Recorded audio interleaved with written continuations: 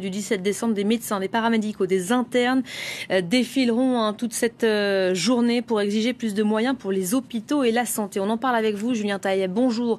Notre invité du jour, vous êtes chef du service de cancérologie digestive de l'hôpital Georges Pompidou à Paris, membre par ailleurs du collectif Interhôpitaux. Votre mot d'ordre à vous aujourd'hui, c'est quoi ?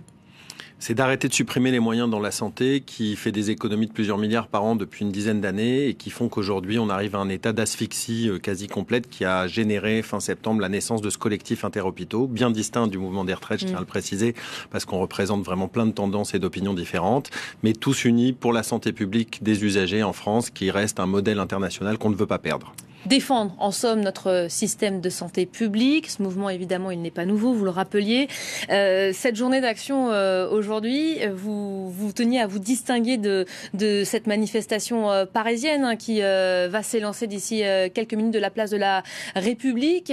Et ne craignez-vous pas que les deux messages se confondent ? Il peut y avoir dans le collectif des gens qui soutiennent tout à fait le mouvement des retraites. Chaque individu est libre et qui seront dans la de ses choix et qui continueront sur la manifestation des retraites. Mais nous avons fait une manifestation qui s'est finie, là, dont je reviens, entre l'hôpital Lariboisière et la République pour rejoindre le cortège des retraites pour ceux qui le souhaitaient, pour retourner travailler dans leurs hôpitaux pour ceux qui ne le souhaitaient pas, pour rester un collectif uni sur les revendications de santé qui est notre message à nous. Vous avez des revendications bien distinctes.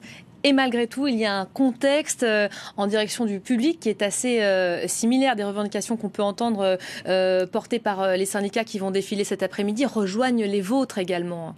Mais il est vrai qu'aujourd'hui, tous les services publics français, je pense, sont en souffrance. Moi, je ne peux parler que de celui que je connais bien, qui est la santé. Mais évidemment, on voit bien qu'il y a des choses qui sont appliquées à peu près de la même manière dans l'éducation et dans plein d'autres secteurs publics. Aujourd'hui, le problème de la santé, c'est qu'elle tient sur la bonne volonté des soignants et qu'on ne sait pas à quel moment le système peut s'écrouler. C'est un château de cartes de plus en plus fragile et donc il faut vraiment qu'on arrête ces restrictions budgétaires ou en tout cas pas dans ces mesures-là. Déjà le 14 novembre, aides-soignants, infirmières, médecins, chefs de service défilaient côte à côte à Paris, notamment pour demander une bouffée d'oxygène. Le gouvernement vous a répondu une semaine plus tard en dévoilant ce fameux plan hôpital. Ça vous fait sourire, je vois. Et on a le sentiment malgré tout que la colère, elle est encore plus forte qu'avant ces annonces. Pourquoi ? Oui. Clairement, en province, la colère est en train de monter et la province se mobilise très fort. Paris avait été précurseur et c'est parfois un peu plus dur de maintenir la mobilisation. Mais en fait, ce qu'on a eu, c'est 1,5 milliard sur 3 ans, alors qu'on demandait 1,5 milliard cette année. De ces 1,5 milliard, il restait 300 millions pour cette année, dont 100 sont déjà destinés aux EHPAD. Et puis sur les 200 millions qui restent, on s'est rendu compte que 2020 était une année bissextile, qui aurait nécessité 300 millions de budget en plus de toute façon. Donc on se retrouve à moins 100 millions en fait à la fin de l'équation. Et donc on n'a pas eu vraiment de... Vous avez le sentiment qu'on s'est joué de vous carrément? C'est quelque chose qu'on entend dans la voix de certains soignants aujourd'hui. Je crois qu'il y a une vraie mesure qui essaie de la reprise de 10 milliards de dettes sur 3 ans. Il y avait 30 milliards de dettes. Voilà, il y avait 30 milliards, donc un tiers sera repris sur 3 années, donc 3 milliards cette année. Ça va donner une bouffée d'oxygène. Le problème, c'est que le système étant pervers, si je puis me permettre, on va se réendetter forcément et dans 3 ans, on en sera exactement au même niveau qu'aujourd'hui. Donc nous, on voudrait une réforme plus en profondeur pour essayer de maintenir un système de santé solidaire comme nous l'avons en France et qui nous est envié par beaucoup de pays dans le monde. On a vu ce dimanche cette tribune dans le JDD, quelques 660 médecins hospitaliers qui menacent de démissionner si le gouvernement n'ouvre pas de réelles négociations, de réelles discussions.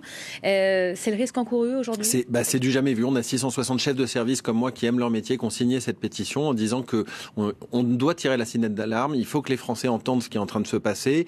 Peut-être qu'on n'aura pas gain de cause à la fin, mais au moins on aura essayé. Je crois que c'est un peu le combat de tous ces gens. On ne va pas démissionner de nos postes de médecins, mais on va démissionner de nos fonctions de chefferie de service et rompre le dialogue avec l'administration si nous ne sommes pas reçus. Et pour l'instant, nous ne sommes pas reçus par les autorités, ni par Madame Buzyn, ni par le Premier ministre, qui clairement est celui qui dirige la réforme derrière. Et donc, on tient à être reçus pour entamer des vraies négociations avec un vrai Grenelle de la santé pour le futur de la santé des Français. On entend le message. Merci beaucoup Julien Taillet d'avoir été à nos côtés dans la foulée de votre manifestation. On l'aura bien compris. Julien Fancholi qui reprend la main d'un instant à l'autre. Bonjour Julien. Évidemment, ces manifestations